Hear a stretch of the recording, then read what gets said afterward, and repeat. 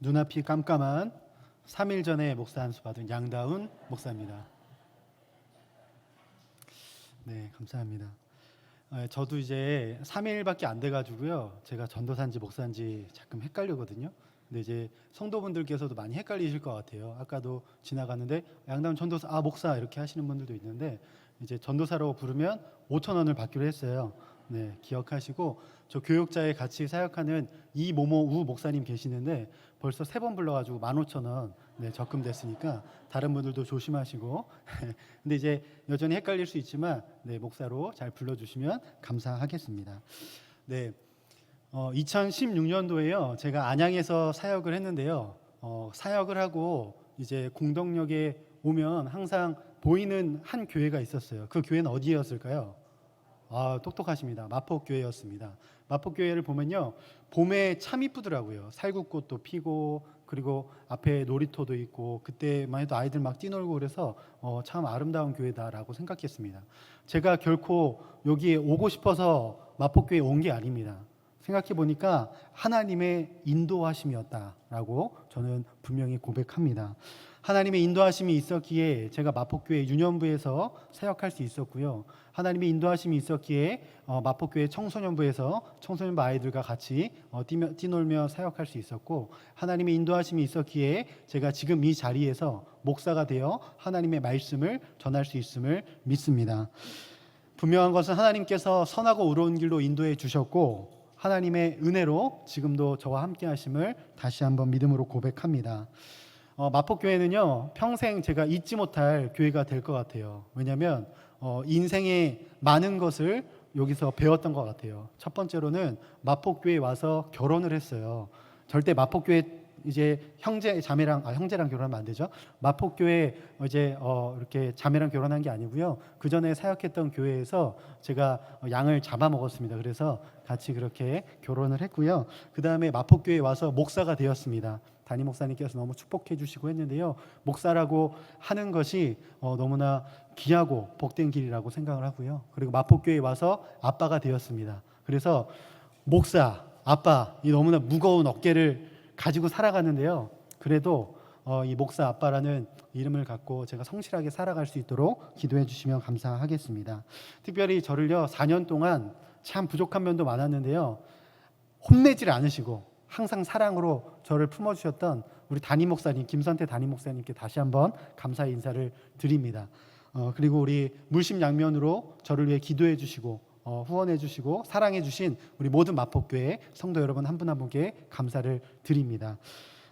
제가 1995년도에 있었던 일인데요. 그때 초등학교 1학년 학생 한 명이 있었습니다. 이 학생이요, 교회 교육관에 있는 유년부실에서 놀고 있었어요.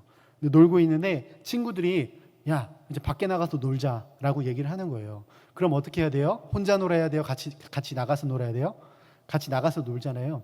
같이 나가서 노는데 나갈 때 자기 신발을 신지 않고 저기 보니까 편하게 신을 수 있는 구두 한 켤레가 있는 거예요. 그래서 그 구두를 신고 밖에 나가서 친구들하고 20분 동안 신나게 재밌게 놀았습니다. 재밌게 놀고 다시 유년부에 와보니까 어른들 표정이 너무 안 좋은 거예요. 어른들 표정이 어찌할 바를 모르는 표정이고, 그리고 그 옆에 한 아저씨가 서 있었는데 그 아저씨는 담임 목사님이었습니다. 담임 목사님이 발을 동동 구르면서 어찌할 바를 몰라서 이렇게 서 있는 거예요. 알고 봤더니 제가 신고 나갔던 구두가 담임 목사님 구두였던 거예요. 담임 목사님이 다음 스케줄이 있는데 그 초등학생 1학년짜리 때문에 못 갔다. 이거는 지금 큰일 난 거죠. 부목사님들이 막 찾고 난리 났어요. 근데 그 초등학생 1학년이 누구였을까요? 저였어요. 저였는데 담임 목사님이 저를 째려보시진 않고 축복의 눈으로 바라보면서 저의 머리에 손을 얹고 이렇게 이야기하시는 거예요. 야, 이 목사가 될 놈아, 이렇게 얘기하시는 거예요. 그래서 목사가 된 건 아니고요, 하나님의 경륜과 하나님의 섭리하심 가운데 목사가 되었습니다. 목사가 되었는데요, 2018년도에 장시성을 가진 한 목사님이요, 여기서 설교를 할 때 나는 이런 목사가 되겠다라고 이야기한 적이 있어요. 그건 뭐였냐면 부사동이라는 목사가 되겠다. 혹시 기억나시는지 모르겠습니다. 부는 뭐냐면 하나님 앞에 부끄럽지 않겠습니다. 그리고 하나님을 사랑하겠습니다. 그리고 동은 하나님과 이웃과 동행하는 목사가 되겠습니다 라고 이야기를 했습니다. 제가 맞게 얘기했는지는 모르겠는데요, 만약에 궁금하시면 3층 교역자실의 장현 목사님한테 가서 물어보시면 되겠습니다. 그래서 저도 어떤 목사가 돼야 할까 고민하고 또 고민했습니다. 그러다가 저는 경마인이라는 목사가 돼야겠다라는 생각을 했습니다. 경은 뭐냐면요, 하나님 앞에 경건한 사람이 돼야겠다라는 생각을 했습니다. 사람 앞에 경건한 거 말고요, 하나님 앞에 경건한 사람이에요. 근데 종교개혁자 칼빈이 이 경건에 대해서 이렇게 이야기를 했습니다. 경건은 하나님을 사랑하는 마음과 하나님을 두려워하는 마음이 합쳐진 것이 바로 경건이다 라고 이야기를 했습니다. 하나님 앞에 경건한 사람이 되길 원합니다. 그리고 두 번째로는요, 예수 그리스도의 마음을 품는 목사가 되길 원합니다. 빌립보서 2장 5절을 살펴보면 너희 안에 이 마음을 품으라 곧 그리스도 예수의 마음이니. 목사만 품어야 될 마음이 아니고요, 이 자리에 앉아있는 모든 성도님들이 품어야 될 마음임을 믿습니다. 예수 그리스도의 마음은 어떤 마음입니까? 죽기까지 순종하신 순종의 마음이고, 그리고 양들을 위해 자기 목숨을 모두 내어주신 그 사랑의 마음입니다. 순종의 마음과 사랑의 마음을 제가 담기 원합니다. 그리고 마지막으로는요, 인입니다. 인은 뭐냐면 성령님의 인도하심에 따라 살아가는 목사입니다. 여러분, 목사뿐만 아니라 여러분들도 성령의 인도하심을 받아 살아가야 됩니다. 특별히 목사는요, 성령님의 인도하심 따라 살아가지 않으면 샛길로 빠지게 됩니다. 제가 너무나 사랑하는 목사님이 저한테 전화 와서 목사 안수 축하한다, 근데 망할 목사는 되지 말아라 라고 이야기하더라고요. 망할 목사가 되지 않기 위해서는 성령님의 인도하심에 따라 살아가야 합니다. 여러분, 제가 경마인 목사 될 수 있도록 기도해 주시고 함께 마음을 같이 해주시면 감사하겠습니다. 여러분, 오늘 교회 예배 회복을 꿈꾸면서요, 우리가 레인보우 데이 두 번째 주일로 보내고 있습니다. 지난주에는 무지개 색깔 중에 첫 번째 색깔인 빨간색, 열정이라는 의미를 가지고 우리가 함께 예배 가운데 공유를 했고요. 오늘 보니까 무슨 색일 것 같나요? 주황색입니다. 보니까 여기 뭐 열매도 있고요. 저는 이거 따먹을 뻔했잖아요, 진짜인 줄 알고. 주황색이고, 저도 이제 넥타이를 주황색으로 했고요, 담임 목사님도 주황색으로 하셨습니다. 이 주황색에는요, 의미가 있습니다. 어떤 의미냐면 충만이라는 의미를 갖고 있습니다. 여러분, 오늘 설교 제목은요, 충만하십니까? 라는 설교 제목인데요, 우리가요, 무엇으로 충만한 인생을 살아가는가, 그리고 마음에 무엇이 충만한가, 이 질문을 가지고 매일매일 나의 마음에 질문해 볼 필요가 있습니다. 그런데요, 나에게 충만해야 하는 것은 무엇인가, 이 고민에 앞서서 하나님께서 우리에게 무엇이 충만하길 원하시는가, 이 고민을 먼저 해야 합니다. 여러분, 하나님께서 우리에게 원하시는 충만은 무엇일까요? 그것은 바로 예배의 충만입니다. 여러분, 예배를 뜻하는 대표적인 헬라어 프로스키네오는요, 두 가지의 단어의 합성어입니다. 프로스라고 하는 단어와 키네오라고 하는 단어인데요, 이 단어의 뜻을 이야기하자면 누구누구에게 입맞추다라고 이야기할 수 있습니다. 원래는요, 종이 주인에게 문안할 때 존경의 표시로 머리를 조아리며 발에 입맞추는 것을 바로 프로스키네오는 이야기해주고 있습니다. 유일한 예배 대상인 하나님을 인식하며 하나님의 높으심과 그 은총을 찬양하며 섬기는 거룩한 행위가 바로 예배인 것입니다. 그러니까 종이 주인 앞에 납작 엎드려 섬기는 그 마음, 그 행동이 바로 예배라는 것입니다. 여러분, 우리가 명확히 기억해야 될 한 가지가 있습니다. 그것은 무엇이냐면 예배는 내가 주체가 아니라 하나님께서 예배의 주체가 되신다는 겁니다. 그런데 예배의 주체를 혼돈하시는 분들이 간혹 계십니다. 예배의 어떠한 행위를 통해서 자신의 영광을 드러내는 경우가 있습니다. 여러분, 예배의 주체가 바뀔 때 예배는 더 이상 예배가 아닙니다. 다시 한번 말씀드리지만 예배의 주체는 전능하신 하나님이십니다.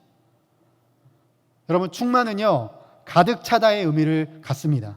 그리고 충만하다는 이런 의미를 갖고 있습니다. 공간적으로는요, 하나님의 영광이 가득한 것을 이야기합니다. 그리고 내면적으로는 그분의 주권 아래 완전히 붙잡혀 있는 상태를 충만하다라고 이야기합니다. 그러니까요, 예배의 충만이라는 것은 무엇일까요? 예배의 주체 되신 하나님께 붙들리는 것입니다. 예배의 충만은 전능하신 하나님 안에 거하는 것이며 거룩하신 하나님께 나아가는 겁니다.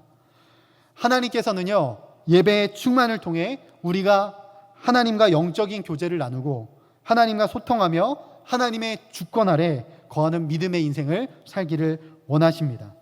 여러분, 지금 우리는요, 코로나19라는 상황 속에 많은 것이 변화된 상황 속에 살아가고 있습니다. 많은 것이 변화된 것 같습니다. 특별히 우리가 외출할 때 꼭 뭐를 껴야 되죠? 마스크를 써야 됩니다. 그리고 온도를 재고요, 문진표를 작성합니다. 그리고 공공시설 이용에도 많은 제약이 있습니다. 여러분, 지하철 탈 때 마스크 없으면 절대 못 타는 거 아시죠? 제가 한번 마스크 까먹었다가 지하철을 못 탄 적이 있어요. 그래서 기억합니다. 여러분, 정말 많은 변화가 일어나는데요, 정말로 많은 변화가 일어난 한 곳을 뽑으라면 그곳은 바로 교회입니다. 교회에서 식당이 운영되지 않고 있습니다. 거리두기 때문이죠. 그리고 성도들 간의 모임이 쉽지가 않습니다. 그리고 현재 오프라인과 온라인으로 예배를 드리고 있습니다. 이 변화되는 상황 속에서도 하나님께서 우리에게 요구하시는 예배의 충만을 우리는 이루는 인생을 살아가야 합니다. 왜 우리는 예배의 충만을 이루어야 할까요? 예배를 통해 우리는 살아계신 하나님을 경험할 수 있기 때문입니다. 우리 모두는요, 예배를 통해서 살아계신 하나님을 경험해야 합니다. 살아계시고 현존하시는 하나님을 경험함으로 우리는 하루하루 살아낼 수 있다는 겁니다. 제가 너무나 존경하는 김남준 목사님께서 예배의 감격에 빠져라 라는 책에서 다음과 같은 이야기를 했습니다. 잘 들어보십시오. 하나님을 만나는 감격적인 예배 없이 신앙생활을 하는 것은 곧 하나님 없이 살아가는 것과 같습니다. 제가 한 번 더 읽어드리겠습니다. 하나님을 만나는 감격적인 예배 없이 신앙생활을 하는 것은 곧 하나님 없이 살아가는 것과 같습니다. 제가 2016년도에요, 교통사고가 났습니다. 교통사고가 나서 처음으로 전도사인데 주일 예배를 안 드려봤습니다. 그러니까 교회에 가서 예배를 안 드린 거죠. 병원에서 예배를 드리는데요, 병원에서 처음으로 핸드폰으로 온라인 예배를 드렸습니다. 처음 드리는 온라인 예배다 보니까 마음이 많이 불편하더라고요. 근데 한켠에는 어떤 마음이 있었을까요? 너무 편하다, 이런 마음도 있더라고요. 예배가 쉽지 않았습니다. 왜냐하면 허리가 아팠기 때문에 엎드려서 누워서 이어폰을 끼고 예배를 드리는데요, 이제 목사님이 인도를 하시고 찬양대가 찬양을 하고 대표기도 하고 그 교회 목사님이 설교를 했습니다. 설교하자마자 2분 만에 제가 잠들었습니다. 눈 떠보니까 끝났어요, 예배가. 깜짝 놀랐습니다. 여러분, 그런데 그 이후에 제 자신이 참 무서워졌습니다. 어떤 게 무서워졌냐면, 이렇게 예배를 드려도 괜찮구나 하는 안도감이 제 안에 생겼습니다. 그것이 참 무서웠고요. 두 번째로는 하나님을 만나는 감격적인 예배를 드리지 않아도 괜찮구나 라는 생각이 제 마음에 들었습니다. 여러분, 신앙의 가장 큰 질병은 익숙함입니다. 익숙해져 버린 예배는요, 감동이 없습니다. 익숙해져 버린 예배는 하나님과의 만남이 없습니다. 익숙해져 버린 예배는 예배의 주체를 잊게 합니다. 최근에 간호사로 근무하는 제 제일 친한 친구하고 전화 통화를 했는데요, 그 친구가 간호사이기 때문에 교회에 나오지 못하고 3개월 동안 온라인 예배를 드렸다는 거예요. 그러면서 통화 중에 저에게 한마디 했습니다. 다운아, 큰일 났다. 예배가 익숙해져 버렸다. 여러분, 혹시 우리의 예배는 익숙해져 버린 예배가 되어 가지는 않습니까? 여러분, 예배 가운데 하나님과의 감격적인 만남이 있습니까? 여러분, 혹시 그 감격 없이 흘러가는 시간 속에 머물다가 그냥 가지는 않습니까? 여러분, 혹시 하나님 없이 살아가고 있지는 않습니까? 여러분, 우리는 지금 모여서 종교 행사를 진행하는 것이 아닙니다. 우리는 하나님을 만나는 감격적인 예배를 드리는 것입니다. 예레미야 29장 13절에 보면 이런 말씀이 있습니다. 너희가 온 마음으로 나를 구하면 나를 찾을 것이요 나를 만나리라. 여러분, 익숙함의 예배에 빠지는 것이 아니라 하나님을 구하는 우리의 예배가 되어야 합니다. 여러분, 혹시 익숙함의 예배에 빠져 있으십니까? 나오셔야 됩니다. 나오셔서 하나님을 구하는 진정한 예배로 나아가셔야 합니다. 여러분, 예배는 하나님과의 만남입니다. 예배를 통해 우리는 하나님과의 감격의 만남을 이루고 그 만남을 통해 우리의 존재가 어떤 존재인지 깨닫게 됩니다. 죄인된 나라는 존재, 하지만 하나님의 공의와 사랑, 그 은혜의 증거, 예수 그리스도의 십자가의 죽으심과 다시 사심으로 변화된 존재가 바로 나라는 존재구나. 하나님을 만나면 나라는 존재가 어떤 존재인지 명확히 알 수 있다는 겁니다. 우리는 우리의 존재를 깨닫고 예수님을 통해 하나님께 나아가는 예배의 충만으로 살아갈 수 있습니다. 여러분들이 아까 권사님의 간증 영상을 보셨죠? 제 마음에 감동되는 한 문장이 있었습니다. 그 문장은 감격이 되었습니다. 감격이었습니다. 라는 문장이었습니다.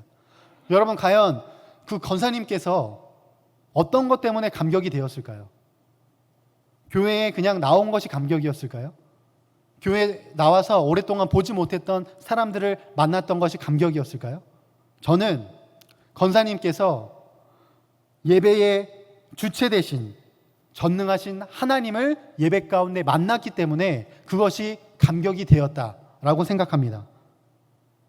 여러분에게도 동일한 감격이 있기를 주님의 이름으로 소망합니다.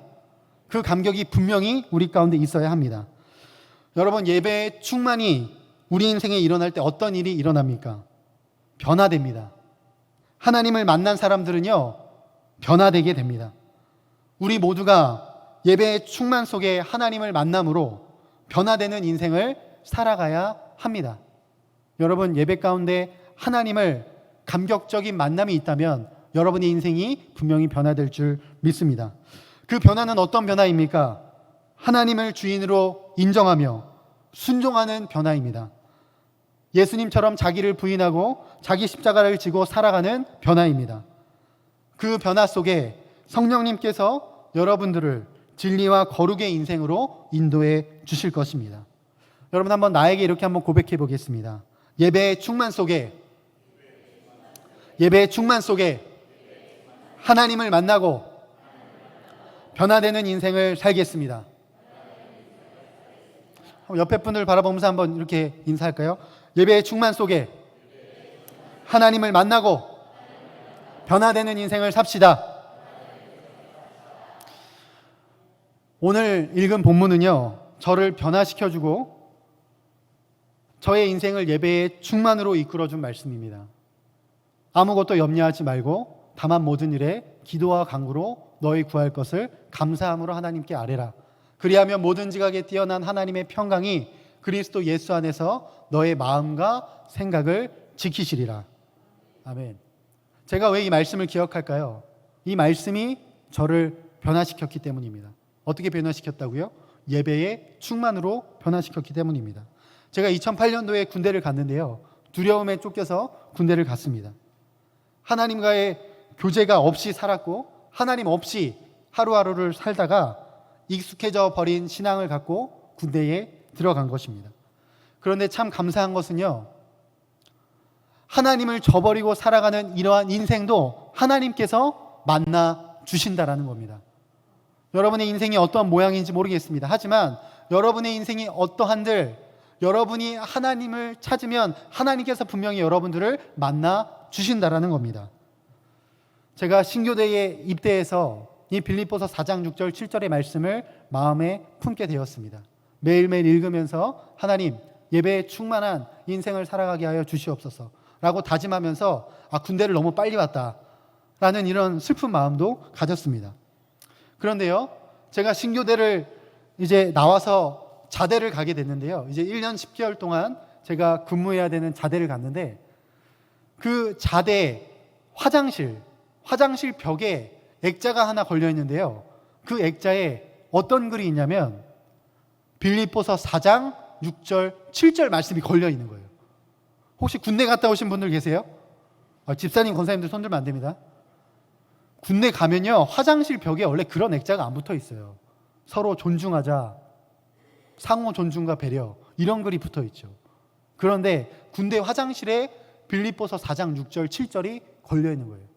제가 무슨 생각이 들었을까요? 하나님께서 정말로 나를 만나주시는구나. 그 군대라는 곳에서도 하나님께서 나를 만나주시는구나 라를 깨달았습니다. 그리고 제가 소변이 매려오면 어디 가서 소변을 보았을까요? 그 액자가 붙어있는 데 가서 맨날 보는 거예요. 얼마나 감격이 있던지요. 오늘 본문을요, 공동 번역으로 살펴보면 7절에 이런 번역이 있습니다. 사람으로서는 감히 생각할 수 없는 평화라고 번역이 됩니다.